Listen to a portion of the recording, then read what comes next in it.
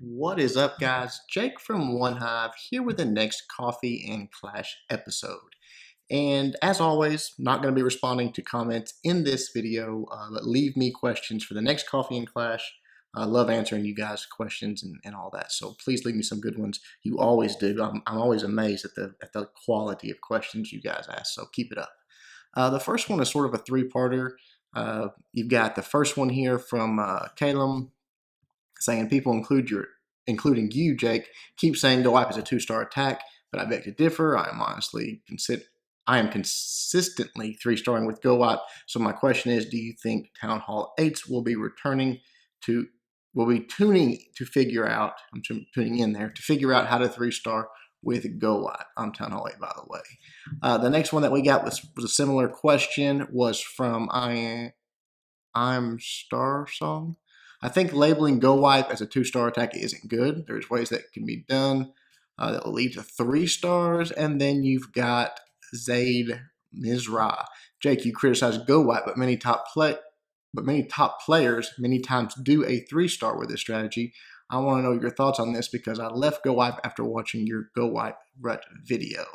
Guys, look, Go Wipe is not a 3-star strategy. Yes, it can 3-star at Town Hall 8. No argument.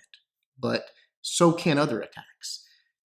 It cannot 3-star high-level Town Hall 9s and Town Hall 10s. It just doesn't work. It's been proven time and time again. So as far as your comment about Town Hall 8s, I know there's guys out there teaching Go Wipe for Town Hall 8s and teaching it as a 3-star strategy. And you can get some 3 stars at Town Hall 8 with Go Wipe. No argument.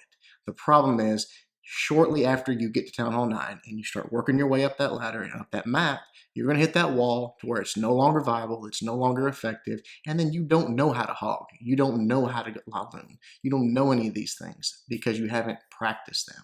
So saying that an attack can 3-star at Town Hall 8, like that justifies you doing it at Town Hall 8 and exclusively doing it, I think it's just a mistake. Not saying it can't be done, not saying if that's how you want to play the game, go for it. But it's a mistake in my opinion. Start learning these attacks that we know work at high level early on.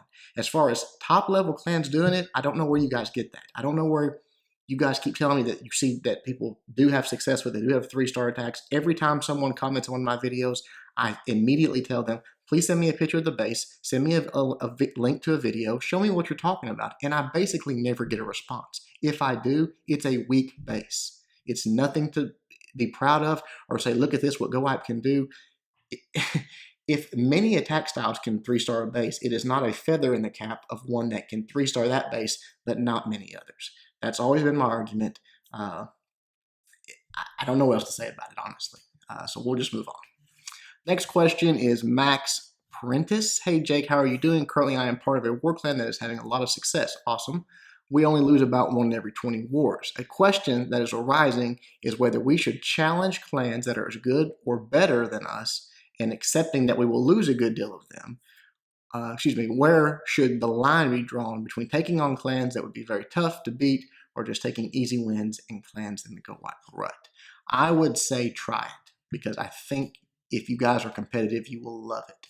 You will realize how much more fun those wars are, win or lose. Honestly, win or lose, you will realize that going up against a clan that is like you guys, that's not in the Go Wipe Rut, that is capable of 3-starring, you're going to get better. You're going to learn things from them. Your bases are going to be better developed because you're going to learn weaknesses that you've got that you're not being exposed to in those weak wars. So really try it at least, because I think even if you lose, everyone there will enjoy it if they are a competitive type person. So just give it a shot, man. Next one is from Lazy Clasher. Here's my question. This is a good question. Are you exposed to the animosity thrown at yourself in particular in One Hive as a clan due to your fair play stance? And if so, how does it affect you guys? If you ever watch a stream of a couple of elite, quote, modding clans have a war, it's absolutely inevitable that insults and catcalls get thrown out like crazy commenting at One Hive and yourself. I was just curious if this bothers you or affects the clan. Man, I know exactly what you're talking about because it was probably a week ago. I stopped in on one of Hulk's videos. And normally when I come in, I'll say hi to everybody, say hi to Hulk because we're friends. But before I even did that, I noticed that someone was talking about me in particular and about One Hive. And it was just incessant. I mean, it was like these guys are obsessed with myself and our clan. And I think it's just because we stand for everything that they're not, you know, playing fair, being the best we can within the rules of the game. And I don't know if it bothers them. I know not all of them are that way, but there is obviously a large section because, as you said, you cannot go to one of those streams without it coming up and people, you know, trying to downgrade myself and downgrade the clan. It's wild. I honestly don't know what to think about it. It doesn't bother me. I mean, I don't. I'm too old to let people saying things or poking fun or whatever they do to bother me. But I do find it fascinating. I find it very strange that they are so obsessed with us. I can't quite put my finger on it. So interesting comment. I have noticed it. I can't speak for the rest of the clan, but for me, no, it does not affect me at all. The Chess Dude 9. Hey, Jake, you've stated that you don't make decisions regarding new members at One Hive. That being said, what does your co-leader status mean at One Hive? Excellent question. And again, you guys bring excellent questions. Very good. Because that is a fact. Now, back when I was not doing the videos and I was a lot more involved with the day-to-day, I never was in the recruitment section, but, you know, war general, you know, during wars, all helping people with the tags, all the things that go into a leadership role. However, when the channel started to take off and started absorbing basically all of my free time, I even offered to step down as a co-leader. I told the guys, look, I can't do the role of what is expected, you know, from a co-leader, and I would be fine if you guys wanted me to step down. But none of them wanted me to, and which is fine. I don't mind staying in the role because pretty much the extent of my co-leader status or what I do in the clan comes down to making decisions with the other leaders. When there's something serious to talk about, not like recruitment stuff like that, but you know, direction of the clan, possibly removing someone from the clan if there's a problem or things like that, we always get together. We put our heads together and we talk about it. And I'm always available for that. You know, I can get on GroupMe or I can jump on TeamSpeak and I can give my advice. And being one of the longest running members of One Hive, I think it's valued. You know, whether it be right or wrong, whether they should value it or shouldn't it, they do. And so pretty much that's why they keep me around. I think just for a little bit of level-headedness, someone that has been around long enough that really knows what One Hive is about and what the vision of it from even the get-go is and was and will be. So that's pretty much it. But good question. Michael for Gary, this guy has the type of voice that makes me want to throw myself off the side of the Grand Canyon. Michael, I think that's a little bit of an overreaction, but that being said, this is America. I believe in personal freedom, and so I support your decision to jump off the Grand Canyon. So best of luck to you. All right, moving right along from Michael there. Jake, hey, what's up? Jake Eklund. Between hardcore warring, producing quality YouTube content in real life, how do you ever find enough time to farm, especially heroes? Man, to be just brutally honest, I don't. I mean, anybody that really has been watching my channel for a while knows how much my heroes have slowed down. Now, of course, they're getting higher level, so that's part of it, but my walls don't progress too quickly. I just find so little time to farm. I wish I had more time. You know, I'm doing this right now when a normal person that plays Clash would be farming. I've been here in the office on the computer for the last what time is it? Last 2 hours making videos, doing editing, answering comments, all the things that I do that would be farming time for me. So it's a sacrifice that I make, and I do the best that I can with it. But just to be brutally honest, I don't. And the guys I got one boosted session in the other day, and the guys were making fun of me because I was actually requesting, you know, troops and doing attacks. So it just is what it is. All right, clashing with Cobb. Is the Queen Walk pretty much just a Town Hall 9 thing or not very liable? I don't know if that's the right word there at Town Hall 10. No, not at all. It originated in Town Hall 10. You know, Town Hall 10 is where it started, and Town Hall 9 just sort of picked it up and took it and started making it work. So definitely not. It is possible at Town Hall 10, and it is effective at Town Hall 10, but there's a big but there. You need high-level Queen. I mean, you need 35 plus is the bottom line. If you're talking about a developed Town Hall 10, 40 is better, obviously. So you need high-level Queen, but it is definitely possible and effective at Town Hall 10. Maria Buckler.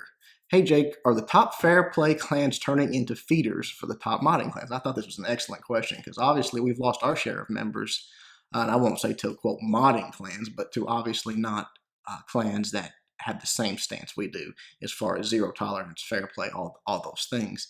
And I don't think so. I mean, because as I've told you guys, that we have actually gotten some very, very good recruits from those type clans that we've lost lost members to, that don't want to mod. They don't want to play in that arena. They want to play fair play. So it goes both ways. I don't think it's turned into that. Could it someday? If Supercell continues to be passive about it, maybe. But I don't think we're there yet for sure. Crimson Land 1. Your ego is huge, man. Dull it down a bit. I think I might just continue watching your videos on mute. Okay.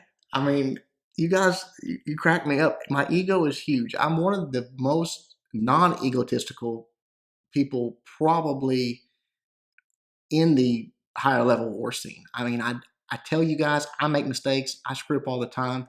I'm sure the only reason that I am where I am is because I'm surrounded by very good attackers, better attackers than me. I don't know where you guys get this stuff, but if you prefer to watch the videos on mute as the guy that's going to jump in the Grand Canyon, I think that is your decision. So more power to you, buddy. I don't know how to say it. 2D4U Junior. Okay. Coffee and Clash question.